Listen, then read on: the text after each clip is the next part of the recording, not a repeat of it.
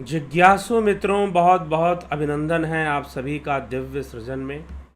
प्रत्येक दिवस की भांति आज भी हम यहाँ पर लाइव चर्चा का कार्यक्रम शुरू कर रहे हैं और ध्यान योग का जो कोर्स चलता है वो 20 अक्टूबर से शुरू होगा। इस महीने प्राकृतिक चिकित्सा का भी कोर्स 20 अक्टूबर से शुरू होगा। ठीक है, तो चलिए हम इस विषय को आगे बढ़ाएंगे। योग सूत्र में आज का जो विषय है वह है ऋतंभरा प्रज्ञा। हमें ऋतंभरा प्रज्ञा को कैसे समझना चाहिए, आज हम इस विषय पर चर्चा करेंगे। गूढ़ विषय है लेकिन समझने योग्य है। ऋतंभरा प्रज्ञा किसे कहते हैं और ऋतंभरा प्रज्ञा का परिणाम क्या होता है, तो व्यास भाष्य इस विषय में क्या कहता है, या भोजवृत्ति योग सूत्र पर राजा भोज का भाष्य भोजवृत्ति कहा जाता है और योग वार्तिक नाम से विज्ञान भिक्षु का भाष्य है। राजयोग नाम से स्वामी विवेकानंद का भाष्य है। तो ये भाष्य हैं जिनको स्मरण रखना चाहिए जो परीक्षार्थी हैं। व्यास भाष्य कहते हैं ऋषि वेद व्यास जी का भाष्य जो पतंजलि योग सूत्र पर है। भोजवृत्ति कहते हैं राजा भोज का भाष्य। योग वार्तिक कहते हैं विज्ञान भिक्षु का भाष्य। और राजयोग स्वामी विवेकानंद जी के जो मुख्य साहित्य हैं, ज्ञान योग, भक्ति योग, राजयोग, कर्म योग, उनमें जो राजयोग है स्वामी विवेकानंद जी का, वह योग सूत्र का भाष्य है। तो ऋतंभरा प्रज्ञा को किस प्रकार से समझना चाहिए कि ऋतंभरा प्रज्ञा क्या है। तो कल हम लोगों ने सबीज समाधि के बारे में समझा और बारे में जाना। तो सबीज समाधि और ऋतंभरा प्रज्ञा, इन दोनों का क्या संबंध है। जी हाँ, इन दोनों का संबंध है।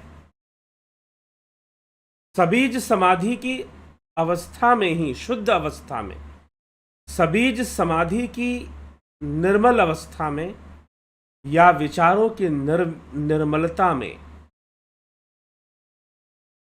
जो निर्विचार समाधि की चर्चा हुई, निर्वितर्क की अवस्था की चर्चा हुई, उन अवस्थाओं में ऋतंभरा प्रज्ञा का उदय होता है। पहले आनंद का उदय होता है, अस्मिता रहती है क्योंकि यहां बीज है, सबीज है यह अवस्था, अस्मिता यहां पर रहती है। सिद्धियों का विकास भी होता है, सिद्धियों का विकास भी यहां पर होता है। और फिर ऋतंभरा प्रज्ञा का विकास होता है। तो महर्षि पतंजलि क्या कहते हैं, निर्विचार वैशार ध्येय अध्यात्म प्रसाद। निर्विचार समाधि के निर्मल होने पर आत्म प्रसन्नता होती है, आनंद अनुभव होता है। ठीक है, तो अशुद्धि रूप आवरण मल नष्ट हुए, प्रकाश रूप सात्विक बुद्धि के रज और तम से रहित होने पर शुद्ध एकाग्रता का प्रवाह जिस अवस्था में होता है वह निर्विचार अवस्था है। शुद्ध एकाग्रता का प्रवाह होता है जब निर्विचार समाधि की यह वैशारद उत्पन्न होता है, तब योगी को आत्म प्रसन्नता प्राप्त होती है। वो बहुत प्रसन्न होता है, उसे एक आनंद का अनुभव होता है और वह आनंद एक एकाग्रता में होता है। तब योगी को आत्म प्रसन्नता प्राप्त होती है। भूत और अर्थों के विषय में कर्म अनुकूल प्रत्यक्ष कराने वाली बुद्धि का प्रकाश होता है। योगी प्रसन्नता में आरूढ़ होकर शोक रहित और शोक करते हुए सब जनों को इस प्रकार देखता है जैसे पर्वत की चोटी पर चढ़ा हुआ पुरुष भूमिस्थ पुरुषों और पदार्थों को देखता है। योगी कैसी अवस्था को प्राप्त कर लेता है? उसकी चेतना बहुत ही उच्चतर अवस्थाओं को छू लेती है और वह साधारण मनुष्य को वैसे ही देखता है जैसे कि कोई व्यक्ति पहाड़ की चोटी पर खड़ा हो और नीचे घूम फिर रहे लोगों को देख रहा हो। पहाड़ पर चोटी पर खड़ा व्यक्ति नीचे के लोग नहीं समझ सकते कि वह पहाड़ पर खड़ा व्यक्ति क्या क्या जानता है और उसकी दृष्टि बहुत दूर दूर तक जाती है, लेकिन नीचे के लोग अपने नीचे के बातों में ही उलझे रहते हैं। नीचे के लोग नीचे के बातों में ही उलझे रहते हैं और जो ऊपर चला गया है वह ऊपर से बहुत कुछ देखने में सामर्थ्यवान हो जाता है। वह ऊपर से बहुत कुछ अनुभव करने में सामर्थ्यवान हो जाता है। तो योगी निर्विचार अवस्था में एकाग्रता का एक प्रवाह चलता है। कैसे? यदि आप एक पात्र से तेल को अगर दूसरे पात्र में गिराओ तो इसी को एकाग्रता। अब यहां पर मैं आपको कुछ अनुभव से मैं कुछ बातें बता रहा हूं। यह कैसा अनुभव होता है? साधारणतः क्या होता है? साधारण स्तर पे जो बातें होती हैं, निम्न स्तर पे जो बातें होती हैं, या फिर इंद्रियों के स्तर पे जो बातें होती हैं, पहले हम उसको समझते हैं, क्योंकि इस विषय को भी मात्र वही व्यक्ति समझ सकता है जिसने उस एकाग्रता का अनुभव किया हो। वैसे लोग पढ़ाई लिखाई करते हैं, एकाग्रता की आवश्यकता है। अगर एग्जाम की अच्छी तैयारी करनी है आपको, एकाग्रता की आवश्यकता होती है आपको। आप अपने आप को एकाग्र करोगे, अपने आप को फोकस करोगे, और जब फोकस करोगे किताबों पर, एकाग्रता बढ़ाओगे, लगन से पढ़ाई करोगे, तो क्या अनुभव होता है? आपको थकान होगा, आप थकेंगे और हो सकता है कि एकाग्रता बनाने के कारण आपको सिर में दर्द हो। आंखें अगर थोड़ी कमजोर हैं तो आंखों से पानी भी निकल जाएगा। त्राटक क्रिया में इसीलिए कहा जाता है कि जब त्राटक क्रिया करते हुए नेत्रों से पानी निकल जाए तो त्राटक क्रिया उसी समय छोड़ देना चाहिए, आगे नहीं करना चाहिए त्राटक क्रिया को। तो ये दो विपरीत बातें यहां आपको सुनने को मिलेंगी।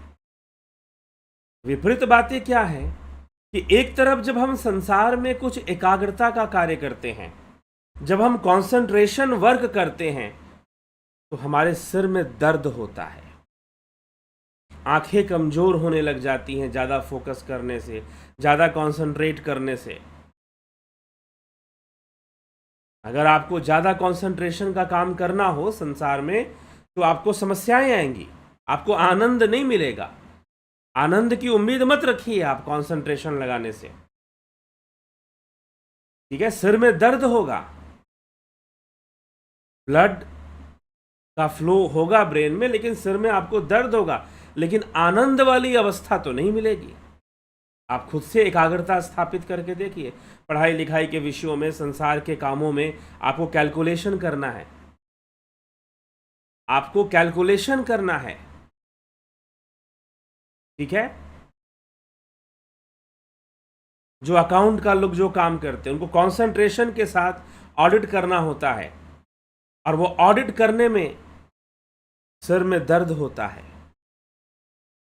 टेंशन होता है, स्ट्रेस होता है, रिफ्रेशमेंट चाहिए होता है, बड़ा फोकस, और कुछ कैलकुलेशन इधर उधर हुआ तो बहुत ज़्यादा स्ट्रेस में आ जाते हैं लोग, फिर से कैलकुलेट करना पड़ता है, देखना पड़ता है। तो संसार में हम देखते हैं फोकस जब हम करते हैं, चाहे कोई भी काम आप फोकस से करो, आप प्रोग्रामिंग करो, कंप्यूटर लैंग्वेज की प्रोग्रामिंग करिए, आप डिजाइनिंग का काम करिए कंप्यूटर पर बैठकर, आपको फोकस चाहिए। आपको एकाग्रता चाहिए अच्छा काम करने के लिए। हमारे बुद्धि की एक अद्भुत शक्ति है एकाग्रता। लेकिन जब आप संसार में फोकस करते हो तो आपको स्ट्रेस होता है, आपको टेंशन होता है, प्रसन्नता नहीं मिलती है। लेकिन यह बिल्कुल 100% सत्य बात है कि जब हम ध्यान की अवस्था में जाते हैं, जब हम ध्यान की अवस्था में जाते हैं तो वहां आनंद मिलता है। इसमें तनिक भी संशय नहीं है। वहां एक सुकून मिलता है, वहां विश्रांति का अनुभव होता है। वहां जैसे संसार की चीजें जैसे शांत हो चुकी हैं, इंद्रियों की अनुभूतियां जैसे विलुप्त हो गई हैं, सेंस एक्सपीरियंस, बाहरी एक्सपीरियंस तो जैसे खत्म हो गया है। एक ऐसी अनुभूति होती है। शुरुआत कैसे होती है?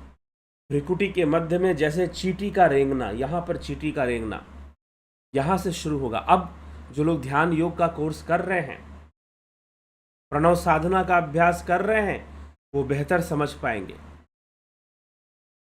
जो बाहरी एकाग्रता है, जो बाहरी फोकस है, उसमें और ध्यान में बहुत भारी अंतर है, बहुत बड़ा अंतर है। और जैसे जैसे भ्रिकुटी के मध्य एकाग्रता बढ़ती है, फोकस बढ़ता है, वो एक अलग ढंग से बढ़ता है। उसका विकास जबरदस्ती नहीं होता कि आप जबरदस्ती एकाग्रता लगा लोगे और हो जाएगा, जी नहीं। जबरदस्ती आप खेचरी साधना कर लोगे या जबरदस्ती आप शांभवी कर लोगे और हो जाएगा, नहीं। वह जो विषय है, वह जो एकाग्रता है, वो शनय शनय विकसित होती है। हाँ, पिछले जन्मों की हुई साधना और तपस्या का प्रभाव जरूर मिलता है। तभी कुछ लोगों की जल्दी विकसित हो जाती है। और जब वो विकसित होगी, वह वाली जब आध्यात्मिक एकाग्रता जब विकसित होगी, तो फिर क्या होगा? आध्यात्मिक एकाग्रता तो इंद्रिय अनुभूतियां शून्य हो जाएंगी, पता भी नहीं चलेगा। और आप एक एकाग्र वृत्ति में, और उस एकाग्र वृत्ति में आपकी श्वासें भी शिथिल हो जाएंगी। श्वासों का आना जाना सम हो जाएगा, रेचक और पूरक सम हो जाएंगे। केवली कुंभक की अवस्था बन जाती है जब सही तरीके से आपकी एकाग्रता सिद्ध होती है। आप ध्यान की अवस्था में चले गए हैं, जब तक केवली कुंभक ना आए तब तक अभी पीछे हैं थोड़ा सा। श्वासों का जो रेचक और पूरक की जो गति है, श्वासों प्रश्वासों गतिर विच्छेद, ये रुक जाती है। केवली कुंभक की अवस्था अपने आप बन जाती है। और अपने आप कई बार यहां पर, कई बार नाद में हम सुनते सुनते एक वृत्ति हो जाते हैं। वहां प्रसन्नता, वहां ऊर्जा का संचय होता है। आप अपने आप को ऊर्जावान महसूस करोगे। लेकिन बाहर में इंद्रियों के माध्यम से जब हम एकाग्रता लगाते हैं तो कई बार हमारे लिए कष्टकारी होता है। लेकिन वो वाली जो एकाग्रता है, ध्यान वाली जो आध्यात्मिक एकाग्रता है, वो इस एकाग्रता से भिन्न है। और यह मात्र अनुभव से समझा जा सकता है। मैं अपने अनुभव से ही ये बात आपको कह पा रहा हूं कि जो आध्यात्मिक एकाग्रता है और यह जो एकाग्रता है, उसमें बहुत अंतर है। जैसे अर्जुन, क्या अर्जुन के पास एकाग्रता नहीं है? बिल्कुल उसके पास एकाग्रता है। शब्द भेदी बाण चलाना जानता है। कई मंत्रों को उसने, धनुर्वेद के कई मंत्रों को उसने सिद्ध करके रखा है। साधारण व्यक्ति नहीं है अर्जुन। ऐसे नहीं श्रीमद् भगवत गीता की रचना हो गई।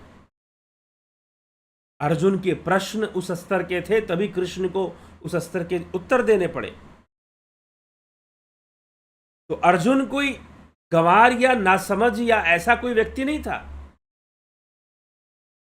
सिद्ध एकाग्रता थी उसकी। लेकिन उसकी एकाग्रता बाह्य जगत में सिद्ध थी। वह शब्द भेदी बाण चला सकता था। कई मंत्रों को सिद्ध कर दिव्यास्त्रों को सिद्ध कर चुका था। स्वयं कैलाशपति भगवान शिव से युद्ध कर चुका था। और उनसे पशुपास्त्र ले चुका था युद्ध कर कर वरदान के रूप में। स्वयं शिव ने पशुपास्त्र देने से पूर्व उसकी वीरता की परीक्षा ली थी। तब अर्जुन बना था, बहुत मेहनत के बाद, बहुत साधना के बाद। लेकिन जब कृष्ण अर्जुन से कहते हैं कि तू अपने मन को एकाग्र कर, तो अर्जुन कहता है चंचलम ही मनः कृष्ण प्रमाथि बलवत् दृढ़म तस्याहम निग्रहे मन्ये वायुरीव सुदुष्करम। हे कृष्ण, चंचलम ही मना, यह जो मन है वो अत्यंत चंचल है। तस्याहम निग्रहे मन्ये, मन का निग्रह जैसे वायु का निग्रह हो, संभव नहीं लगता, असंभव लगता है। मन को नहीं एकाग्र किया जा सकता। जिस तरीके से आप कहना चाहते हैं, विचारों को एकाग्र करने की बात करते हैं आप।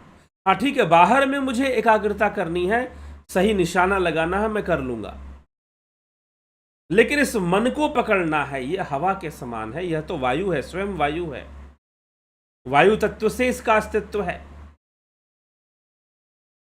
तो इसलिए बाहर में फोकस करना, पढ़ाई लिखाई में फोकस करना, एकाग्रता करना, वो एक अलग विषय है। और ध्यान की अवस्था में एकाग्र हो जाना, वो लय की अवस्था वहां बनती है, तब एकाग्रता आती है, वो एक अलग विषय। उसमें आनंद है, आनंदानुगत समाधि की अवस्था प्राप्त हो। ठीक है। और योगी कई अनुभूतियों को वहां पे प्राप्त करता है, उसकी चेतना का विकास होता है। और चेतना बहुत जल्दी, बहुत तरह के ज्ञान और इंद्रियों का बंधन तोड़कर बहुत कुछ जानने की क्षमता भी योगी के अंदर विकसित हो जाती है। यही यहां इस सूत्र पे समझाया जा रहा है। और इसी सूत्र का आधार लेकर आगे महर्षि पतंजलि अगले सूत्र में कहते हैं। तो यहां पर योगी की स्थिति कैसे होती है, तो व्यास भाष्य में महर्षि वेद व्यास जी लिखते हैं कि ये ऐसी स्थिति हो जाती है जैसे कि योगी किसी पहाड़ी की चोटी पर हो और वह नीचे के लोगों को देख रहा हो, और वो ऊपर के चीजें भी देख सकता है। वो जो देख सकता है शायद नीचे के लोग कभी नहीं देख सकते। चोटी पे खड़ा हुआ व्यक्ति बोले कि ऐसी ऐसी बात है, नीचे लोग बोले अरे ये क्या बोल रहा है, हमें तो ऐसा कुछ दिखाई नहीं देता, हमें तो ऐसा कुछ समझ में नहीं आता जो ये बातें समझाने की कोशिश कर रहा है। ये उनकी बातों में, इनकी अवस्था में बहुत बड़ा फर्क हो जाता है। जीवन जीने के तरीके में बहुत बड़ा अंतर हो जाएगा, निर्णय लेने के तरीके में बहुत बड़ा अंतर आना शुरू हो जाता है। वह आनंदपूर्ण जीवन जीता है, वह इतना कुछ जान चुका होता है कि उसे संसार का दुख दुखी नहीं करता, अशांत नहीं करता। और इतना कुछ जान लेना, उसकी ज्ञान की अवस्था को यहां पर बताने का प्रयास किया गया है। और इसी का आधार लेकर अगले सूत्र की चर्चा होती है अगले सूत्र में। तो अगले सूत्र में महर्षि पतंजलि क्या कहते हैं? अगले सूत्र में कहते हैं ऋतंभरा तत्र प्रज्ञा। ऋतंभरा तत्र प्रज्ञा, 48वां सूत्र। ऋतंभरा, उस काल में बुद्धि सत्य की पालन करने वाली होती है, अर्थात कभी भी विपर्य अविद्या आदि क्लेशों से आच्छादित नहीं होती है। ऋतंभरा प्रज्ञा की उसे प्राप्ति हो जाती है। ऋतंभरा प्रज्ञा क्या है? अविद्या से परे है, क्लेशों से परे। वहां पर अविद्या, विपर्य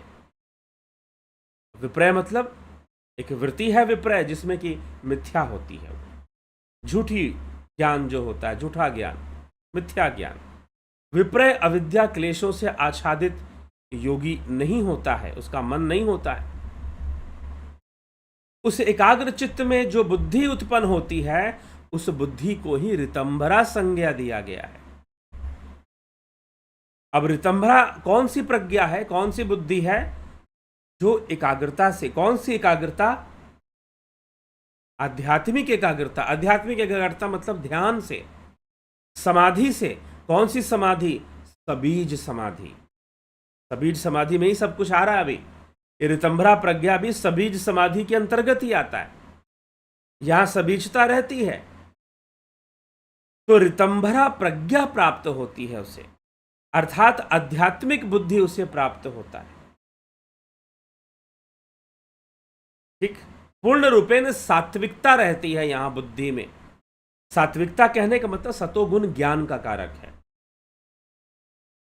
सतोगुण ज्ञान का कारक है। तो यहां पर दिव्य ज्ञान प्राप्त होता है योगी को, और इस अवस्था में जो ज्ञान होता है, इस अवस्था में जो बुद्धि का विकास हुआ है, उसे ऋतंभरा प्रज्ञा कहते हैं। यह वह ज्ञान है जो इंद्रियों के माध्यम से संभव नहीं है। वह बुद्धि यथार्थ ज्ञान वाली होती है, अर्थात यथार्थ ज्ञान की प्राप्ति होती है, सत्य को ही पालन करती है। विपर्य ज्ञान अर्थात अविद्या का गंध भी उसमें नहीं होता है, पंच क्लेश वहां पर नहीं काम करते हैं। ठीक, वेद अनुमान और ध्यान के अभ्यास से उत्पन्न रस द्वारा 3 प्रकार से बुद्धि में विचार करता हुआ उत्तम योग को प्राप्त होता है। ठीक, तो ऋतंभरा प्रज्ञा मतलब ऋतंभरा प्रज्ञा वह बुद्धि है जो आध्यात्मिक रूप से एकाग्रता से प्राप्त होती है। ध्यान की अवस्था में जो बुद्धि का विकास होता है, और वह बुद्धि का जो मुख्य अनुभव होता है वो आनंद होता है। वहां पर उसका सबसे बड़ा अनुभव आनंद होता है, वो आनंद की अनुभूति कर रहा होता है, और उसके आधार पर उसको ज्ञान हो रहा है कि अरे इतना आनंद है, मनुष्य खुद के भीतर मनुष्य के इतना आनंद है और वह सभी आनंदों से इतना विमुख है। ये डिफरेंस आ जाता है। इसी कारण से कहा गया, जैसे कि पहाड़ की चोटी पे कोई आदमी खड़ा हो जाए और नीचे के लोगों को वो देखे, पहाड़ की चोटी पर खड़ा होकर नीचे के लोगों को वो देखे, तो क्या स्थिति बनेगी। वैसे ही ऋतंभरा प्रज्ञा की प्राप्ति हो जाती है। वो पहाड़ की चोटी पर जाकर जो उसे ज्ञान हो रहा है और जो उसके अंदर समझ पैदा हो रही है, जो बुद्धि विकसित हो रही है, उसे ऋतंभरा प्रज्ञा कहा गया है।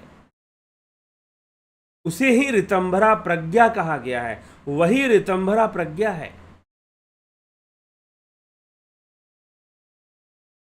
ठीक, तो यह ऋतंभरा प्रज्ञा की यह अवस्था यहां पर बनती है। तो ऋतंभरा प्रज्ञा अर्थात ध्यान के द्वारा सबीज समाधि में जहां ध्यान होगा, ध्यान एक वृत्ति ध्यान होगा, एक प्रत्यय रहेगा, दूसरा कोई प्रत्यय नहीं बनेगा, कोई दूसरी वृत्ति नहीं होगी, एक ही वृत्ति का प्रवाह होगा, एक ही तरंग रहेगी, और उसमें संपूर्ण तरंग शांत हो जाते हैं। इंद्रियों के क्रिया और प्रतिक्रिया से उत्पन्न होने वाली जितनी वृत्तियां हैं वहां शांत हो जाती हैं। आंतरिक वृत्तियों में से ही एक वृत्ति वहां प्रवाहित होती रहती है। अब वो चाहे ज्योतिषमती ध्यान से हो, नाद ध्यान से हो, वो एकमात्र वृत्ति वहां पर रह जाती है, और उस एक वृत्ति में जो बाह्य वृत्तियां हैं वो भी नष्ट हो जाती हैं। किसी प्रकार की कल्पना की वृत्ति वहां नहीं टिकती है, और वहां जो अनुभव होता है, वहां जो आनंद की प्राप्ति होनी शुरू होती है, वह ऋतंभरा प्रज्ञा है। उसी को ऋतंभरा प्रज्ञा कहा जाता है। और यह अनुभव, ठीक है, उस एकाग्रता की बात यहां पर नहीं की जा रही है, बस यही समझना है। उस एकाग्रता की चर्चा यहां पर नहीं हो रही है। यह ध्यान साधना की एकाग्रता है। योग, इसको हम, ये आनंदमयी एकाग्रता है। यह अद्भुत शक्तियों का विकास करने वाला एकाग्रता, ये आपको और एनर्जेटिक बना देगा। लेकिन बाहर की पढ़ाई लिखाई में जो हम एकाग्रता का प्रयोग करते हैं वो कई बार हमें थका देता है। लेकिन यह एकाग्रता है जो आपको और अधिक एनर्जेटिक कर देगा, और अधिक आपको बलवान कर देगा, पुष्टि वर्धनम कर देगा, आपको पुष्टि दे देगा, शक्ति दे देगा आपको। तो यह ऋतंभरा प्रज्ञा है, यह ऋतंभरा शक्ति है जो कि इंद्रियों से परे। ऋतंभरा प्रज्ञा क्या है? ध्यान योग के द्वारा सबीज समाधि की अवस्था में, क्योंकि वहां सबीजता है, अभी बुद्धि का नाश नहीं हुआ, उस सबीज समाधि समाधि की अवस्था में जो बुद्धि का स्वरूप बनता है, बुद्धि में जो परिवर्तन आ जाता है और जो अनुभूतियां होती हैं, उन अनुभूतियों का जो ज्ञान है, उससे जो बुद्धि विकसित हो रही है, वह ऋतंभरा प्रज्ञा है। ऋतंभरा प्रज्ञा वो ज्ञान है जो इंद्रियों के माध्यम से नहीं प्राप्त किया जा सकता। ऋतंभरा प्रज्ञा वो ज्ञान है जो मात्र ध्यान योग से प्राप्त किया जा सकता है। अब जो लोग ध्यान योग का कोर्स करते हैं, उनको बहुत तरह की अनुभूतियां होती हैं, उनको बहुत तरह के एक्सपीरियंसेस होते हैं। अब वो कुछ एक्सपीरियंसेस ऐसे होते हैं जो इंद्रियों से संभव नहीं है, आपके सेंस ऑर्गन से पॉसिबल नहीं है। फिर वो कैसे पॉसिबल है? वह मात्र ध्यान योग से पॉसिबल है। वह मात्र आध्यात्मिक साधना, आध्यात्मिक एकाग्रता से संभव है। वह तो वह जो ज्ञान हो रहा है, उसी को ऋतंभरा प्रज्ञा कहते हैं। ऋतंभरा प्रज्ञा कोई कठिन विषय नहीं है समझने में। कुछ लोग कहते हैं कि हमें समझ में नहीं आया कि ऋतंभरा प्रज्ञा किसे कहते हैं। ऋतंभरा प्रज्ञा वह बुद्धि है जो इंद्रिय विषय का नहीं, सामान्य बुद्धि नहीं, बल्कि ध्यान योग से, आध्यात्मिक साधना से, सबीज समाधि की अवस्था में जो अनुभूतियां प्राप्त होती हैं, उन अनुभूतियों का जो ज्ञान है, उन अनुभूतियों की जो अवस्था है, जो पराविद्या से संबंध रखती हैं, परा ज्ञान से संबंध रखती हैं, उनका ज्ञान होना वो सूक्ष्म है, वही वेद है। ऋतंभरा प्रज्ञा से ही वेदों की रचना हुई है, इसलिए वेदों को किसी ने लिखा नहीं है। ऋतंभरा प्रज्ञा की प्राप्ति से ही ऋषि मुनियों ने वैदिक सूत्रों की रचना की, श्रुतियों की रचना की। बाद में उनका संकलन वेद के रूप में हुआ और फिर उस वेद को 4 भाग में डिवाइड किया गया। तो 4 वेद हो गए, ऋग्वेद, यजुर्वेद, सामवेद, अथर्ववेद। ठीक। तो यह ऋतंभरा प्रज्ञा से ज्ञान प्राप्त करके बातों को वेदों में लिखा गया, जाना गया, समझा गया। तो ऋतंभरा प्रज्ञा वह ज्ञान है जो ध्यान की अवस्था में, एक वृत्ति ध्यान, एक ही भाव अवस्था में, सबीज समाधि की अवस्था में जो ज्ञान प्राप्त होता है, वह ऋतंभरा प्रज्ञा है। न्याय शास्त्र में ऋषि गौतम, जो कि न्याय शास्त्र के प्रथम प्रणेता या रचयिता कहे जाते हैं, उनके अनुसार उन्होंने वैसे 4 प्रमाण बताए हैं। अब उनके अनुसार जो है, बाद में वह एक और अनुभूति कि भाई ठीक है, प्रमाण मतलब एपिस्टेमोलॉजी, जो ज्ञान मीमांसा है न्याय दर्शन की, न्याय शास्त्र की। अभी जो फिलॉसफी का कोर्स आएगा उसमें अच्छे से इसकी व्याख्या मिलेगी। तो न्याय दर्शन की जो ज्ञान मीमांसा है, उसमें 4 प्रमाण तो माने गए, लेकिन वो संसार के लिए माने गए। बाद में ऋषि गौतम ने योगज नामक एक और प्रमाण माना, योगज नामक अनुभूतियों को स्वीकार किया। और योगज नामक अनुभूतियां क्या थी? जो ध्यान योग से होती हैं, जो बाह्य इंद्रियों से संभव नहीं है, ध्यान योग से योगज की प्राप्ति होती है, अर्थात योग अनुभूतियां उसको माना गया। वह योग की अनुभूतियां हैं, ऐसा माना गया। ठीक है। तो हमें यह ऋतंभरा प्रज्ञा का रहस्य है। हम ऋतंभरा प्रज्ञा को प्राप्त होना चाहते हैं तो हमें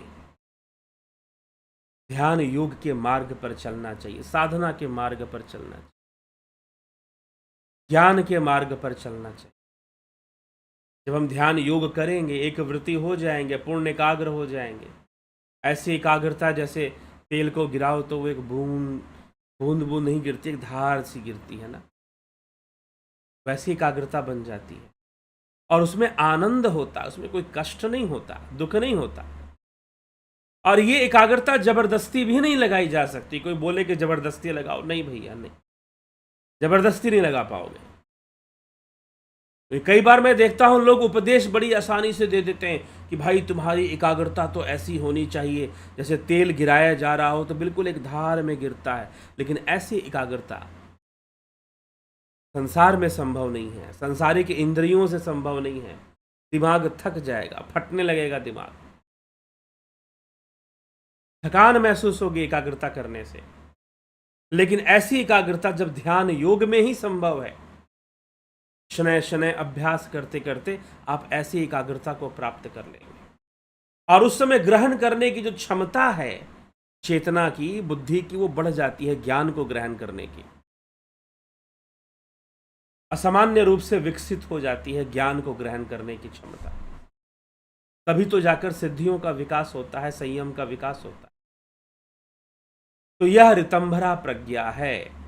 ऋतंभरा प्रज्ञा ध्यान योग में जो हम साधना करते हैं और उसमें जो दिव्य अनुभूतियां होती हैं, उनसे विकसित जो बुद्धि है, उनसे विकसित जो समझ है, अंडरस्टैंडिंग है, सही वाली, काल्पनिक वाली नहीं, वृत्ति वाली नहीं, जहां पर लोग ऐसा सुना होगा ना, मैंने पहले ही बोला है, कुछ दिन पहले भी मैंने बोला था, मैं ऐसे गुरु के शिष्यों से मिलता हूं जो कहते हैं कि हम ध्यान में बैठते हैं, गुरुजी आकर दर्शन देते हैं, गुरुजी इस लोक में घुमाते हैं, उस लोक में घुमाते हैं, फिर हमने ऐसा देखा, फिर हमने वैसा देखा, फिर हमने ये कहानी देखी, हमने वो कहानी देखी। भैया क्या है ये गुरुजी क्या सिखा रहे हैं आपको? सही चीज सिखा भी रहे हैं कि नहीं? बाधा है। अगर ऐसी अनुभूतियां आपको ज्यादा होती हैं और उनको लगता है कि हम नंबर 1 वाले गुरु भक्त हो गए हैं, उनको लगता है कि हम नंबर 1 वाले गुरु भक्त हो गए हैं, हमको तो रोज गुरुजी आके दर्शन दे रहे हैं और हमको इधर उधर घुमाते हैं, कभी हम इस लोक में जाते हैं, कभी हम उस लोक में जाते हैं। एक भाई साहब हमको मिले, उन्होंने कहा कि गुरु की इतनी कृपा है कि मैं ध्यान लगाता हूं और शिवलोक में पहुंच जाता हूं, फिर ध्यान, मेरा मन होता है वैकुंठ में जाऊं तो मैं वैकुंठ में भी चला जाता हूं, मेरा मन होता है मैं ब्रह्मलोक में जाऊं तो मैं ब्रह्मलोक में भी चला जाता हूं। गुरुजी ने मुझे ऐसा ध्यान दिया है। मैंने कहा कि मुझे तुम्हारे गुरुजी का ध्यान नहीं चाहिए, क्योंकि कोई शास्त्र ऐसे ध्यान का वर्णन नहीं कर रहा है, कहीं योग सूत्र में इस प्रकार की अनुभूतियों का वर्णन नहीं है। ठीक है, उल्टा यह ऐसी वृत्तियां हैं जो बंधन देती, इसी को भ्रांति दर्शन, विक्षेप कहा है महर्षि पतंजलि ने। इस तरह की जो अनुभूतियां हैं, इसे चित्त का विक्षेप माना गया है। मतलब यह चित्त का ही एक बाधा ही उत्पन्न है, एक मन एक खेल ही खेल रहा है, एक तरह से ऐसा समझो। जो मुख्य एकाग्रता होनी चाहिए, जो महत्वपूर्ण साधना होनी चाहिए और जो महत्वपूर्ण अवस्थाएं बननी चाहिए, आप उस अवस्था की ओर नहीं जा पा रहे हो। आप भ्रांति दर्शन में उलझ चुके हो, फंस चुके हो। आपका अवचेतन मन जो है वो बहुत सारी चीजें आपको दिखा रहा है, प्रकट कर रहा है, और एक प्रकार की अंधी भावना भी आपकी बनी हुई है, उसमें अंधभक्त भी बने हुए हो साथ में। ठीक, तो ये हमें इसीलिए विचार करो, इसी को कहते हैं अंधभक्त। आजकल लोग खूब सोशल मीडिया पर या राजनीति में अंधभक्त अंधभक्त कहते रहते हैं। अंधभक्त मतलब बिना विचार किए, बिना सही से विषयों को जाने बस चले जा रहे हैं और लग रहा है कि बहुत दिव्य अनुभूति हो रही है। कोई दिव्य अनुभूति नहीं हो रही है। उलझे हुए हो, फंसे हुए हो, अवरुद्ध हो रखा है तुम्हारा मार्ग। ठीक, आगे बढ़ो और जो शास्त्र कहते हैं उनको समझो, तब जाकर ऋतंभरा प्रज्ञा की प्राप्ति होगी। ये भ्रांति दर्शन करने से ऋतंभरा प्रज्ञा नहीं होगा कि गुरुजी आके प्रकट हो गए और ये दिखा, हमें वो दिखा, हमने ये लोक घूम लिया, हमने वो लोक घूम लिया। ठीक है, अच्छी बात है, आपने कुछ सीखा है, आप कुछ कर रहे हैं, वो भी अच्छी बात है। लेकिन अगर यहीं पे अटके हुए हैं तो समझिए कि आपको आगे कुछ समझ में नहीं आने वाला और ना शास्त्रों की भाषा समझ में आने वाली। तो ऋतंभरा प्रज्ञा वह एकाग्रता है, उस अवस्था में जो ज्ञान होता है जो मात्र ध्यान से संभव है।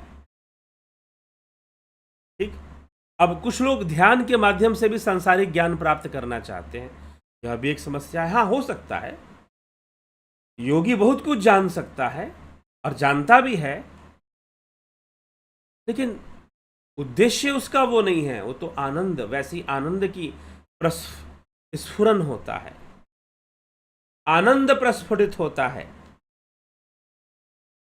और फिर बहुत सारी चीज़ें, शक्तियाँ, वो तो अलग विषय है। तो ऋतंभरा प्रज्ञा वो ज्ञान है जो एक ही भाव अवस्था में, ध्यान योग की अवस्था में, ध्यान योग की एक ही भाव अवस्था में जो हमें प्राप्त होती है, वह जो बुद्धि विकसित होती है, वह ऋतंभरा प्रज्ञा है। ठीक है, वह ऋतंभरा प्रज्ञा है। तो हमें इस ऋतंभरा प्रज्ञा को इस प्रकार से समझ कर चलना चाहिए। ठीक है, और जो इसी तरह से ध्यान योग का कोर्स भी होगा, अक्टूबर के 20 अक्टूबर से शुरू होगा। 1 महीने का online meditation course, guided meditation, transcendental meditation, spiritual healing. जो लोग जुपिटर ज्वाइन करेंगे उनको ये तीनों मिलेगा। गाइडेड मेडिटेशन हठ योग पे आधारित है, ट्रांसेंडेंटल मेडिटेशन राज योग पे आधारित है, स्पिरिचुअल हीलिंग आध्यात्मिक उपचार की विधि है, आध्यात्मिक उपचार। तो जो लोग जुपिटर ज्वाइन करते हैं उन्हीं को ये तीनों कोर्स प्राप्त होता है। जो लोग सन मेंबरशिप ज्वाइन करते हैं उनको 2 कोर्स, गाइडेड मेडिटेशन जो कि हठ योग पे आधारित होता है, ट्रांसेंडेंटल मेडिटेशन राज योग पे आधारित होता है, यह दोनों उनको प्राप्त होते हैं। जो सन करते हैं उनको स्पिरिचुअल हीलिंग नहीं मिलता है।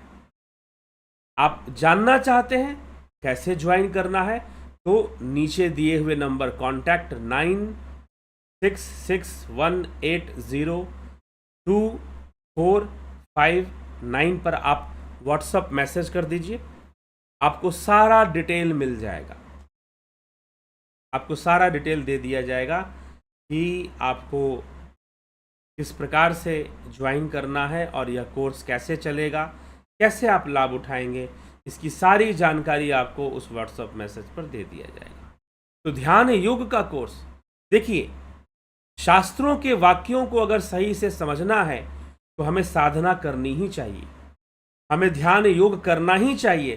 फिर हमें समझ में आएगा कि महर्षि पतंजलि किस ओर इशारा कर रहे हैं। श्रीमद् भगवद गीता के श्लोकों का सही सही अर्थ समझ में आएगा। नहीं तो अर्थ का अनर्थ और अपने तार्किक बुद्धि और सांसारिक बुद्धि से हम अर्थ निकालना शुरू कर देंगे और हमको लगेगा कि हम बहुत बड़े वैज्ञानिक हो गए हैं। ऐसे लोगों को मैंने देखा है जो उल्टे सीधे अर्थ निकालते हैं और उनको लगता है कि हम बहुत सही सोच रहे हैं। कोई ध्यान योग का, अगर गीता की बातों को सही से समझना है तो ध्यान योग का अभ्यास करो, जरूर जानो। शास्त्रों को अगर सही से समझना है उसके लिए भी हमारा ध्यान योग होना चाहिए। इसी तरह प्राकृतिक चिकित्सा का कोर्स, यह प्राकृतिक चिकित्सा का कोर्स भी 20 अक्टूबर से होगा। इसके अंतर्गत आपको स्वस्थ रहने का की जो प्राकृतिक विधियां हैं वो बताई जाती हैं। स्वस्थ रहने की जो प्राकृतिक विधियां हैं वो आपको सिखाई जाती हैं, वो आपको बताई जाती हैं, जिसके लिए आपको कोई बाहर से कोई दवा आदि खरीदने का नहीं आवश्यकता पड़ता। आप इसको सीख कर खुद इसको अपने ऊपर लागू कर कर आप अनेकों लाभ उठा सकते हैं और अनेकों लाभ मिलते हैं, चमत्कारी ढंग से लाभ मिलने शुरू हो जाते हैं प्राकृतिक चिकित्सा के विधियों से और उसकी चिकित्सा प्रणाली से। ठीक है, तो इसलिए 20 अक्टूबर से, और ये साधना में सहयोगी है। क्यों सहयोगी है? क्योंकि इसके लिए प्राकृतिक चिकित्सा की क्रियाओं को करने के लिए हमें कुछ खर्च नहीं करना है, बस सीखना है और जानना है। ठीक, और जब उसका प्रयोग करेंगे तो निश्चय रूप से लाभ मिलेगा और स्वस्थ रहेंगे, विष से मुक्त हो जाएंगे। प्राकृतिक चिकित्सा किस आधार पर, किस सिद्धांत पे काम करता है? तो डिटॉक्सिफिकेशन के सिद्धांत पे काम करता है। अपने बॉडी को डिटॉक्सिफाई कीजिए, विष को बाहर निकालिए, शरीर से विष को बाहर निकालिए, डिटॉक्सिफाई कीजिए। बढ़ जाता है ना कोलेस्ट्रॉल, यूरिक एसिड और कई चीजें, फिर बहुत सारी प्रॉब्लम्स आती हैं आपको ध्यान करते समय भी, शारीरिक रूप से। तो प्राकृतिक चिकित्सा और हठ योग का सहारा लेने से, षटकर्म आदि का सहारा लेना, आसन आदि करना, सूर्य नमस्कार, इससे एक लाघवम की प्राप्ति होती है। लाघवम मतलब हल्कापन, जो साधना में सहायक होता है। उतना ही करना चाहिए जो साधना में सहायक हो। मैं भी ये नहीं कहता कि हमें ये कोई करना क्योंकि योग वास्तविक इसलिए, हठ योग का लाभ तभी है जब आप राजयोग की ओर आगे बढ़ो। नहीं तो बहुत आसन कर देना और बहुत आसनों का प्रदर्शन कर देना है जैसे मदारी का खेल हो, ठीक ना, स्टेज शो हो, योग नहीं कह सकते उसको। योग तो तभी होगा जब आप राजयोग की ओर आगे बढ़ेंगे। हठयोग करने का उद्देश्य कोई जिम्नास्टिक या नहीं है, ठीक है, आजकल लोग जिम्नास्टिक स्पोर्ट्स के उद्देश्य से भी योग करते हैं, योगासन वगैरह करते हैं, लेकिन वह योग नहीं है, क्योंकि वहां पर योग हो ही नहीं रहा है। योग वह तभी है जब आप एकाग्रता की ओर बढ़ो, आत्मा की ओर बढ़ो, पुरुष की ओर बढ़ो, अपनी शुद्धावस्था को, अपने आप को शुद्ध करो। योग भी डिटॉक्सिफिकेशन प्रोसेस है, माइंड को डिटॉक्सिफाई करता है, ठीक। तो इस तरह से प्राकृतिक चिकित्सा का भी कोर्स 20 अक्टूबर से चलेगा। जरूर आप इसका लाभ उठाइए ज्वाइन करके, और ज्वाइन कर सकते हैं। ज्वाइन करने का समय शुरू हो चुका है, आप ज्वाइन कर सकते हैं, ठीक है।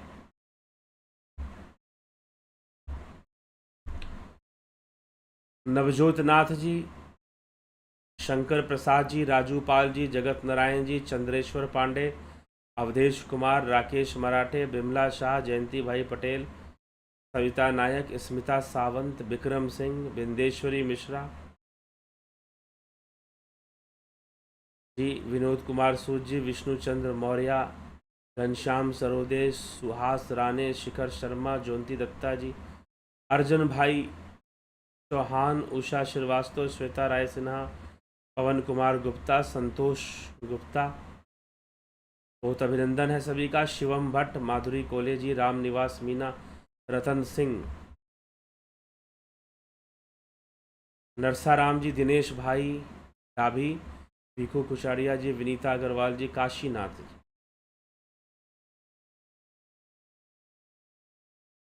आपके द्वारा जो यह अद्भुत ज्ञान दिया जा रहा है, हम आपके सदैव कृतज्ञ रहेंगे। लाभ उठाइए, ध्यान योग करिए। जितेंद्र साहू जी, काशीनाथ जी, धनराज सिंह जी, धनराज सिंह राजपूत जी, हीराराम गहलोत जी, बहुत अभिनंदन है। उत्कर्ष तिवारी, श्वेता कुमारी जी, कमलेश खैरनर, राजेश भाई मकवाना, नरेश मेहरा, रचना आर के, अशोक गोयल, जलाराम राइका, जय भारत, गोपाल दास, प्रियमवदा गुप्ता जी, नरेश मेहरा जी। आपकी चर्चा बहुत अच्छी लगती है, जरूर लाभ उठाइए, अच्छी लगती है तो। शिखर शर्मा जी,